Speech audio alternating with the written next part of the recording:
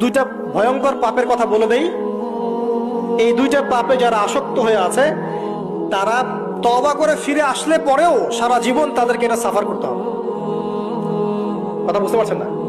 তওবা করে ফিরে এসেছেন মনে করে, তারপরেও আপনাকে সারা জীবন এই পাপের ফলটা ভোগ করতে হবে। এক, মাদকদ্রব্য দীর্ঘদিন সেবন করেছেন, তওবা করেছেন, ফিরে এসেছেন, আল্লাহ হয়তো মাফ করে দিয়েছেন, আল্লাহ পাক মাফ করে দিয়েছেন, বাট আপনি আপনার দেহের যে ক্ষতিটা করে ফেলেছেন এটা পোষাতে পারবেন না। এক নাম্বার। দুই, তখন আপনি যদি বিয়ে করেন আপনি স্ত্রীকে সন্তুষ্ট করতে পারবেন না। হ্যাঁ।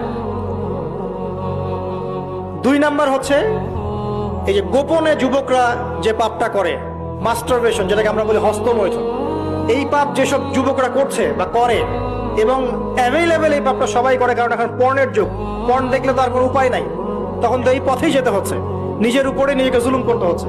যারা হস্তমৈথুন অভ্যস্ত হয়ে গেছে এরা যদি তওবা করে ফিরেও আসে, শরীরের যে ক্ষতিটা হয়েছে এটা পূরণ হবে না।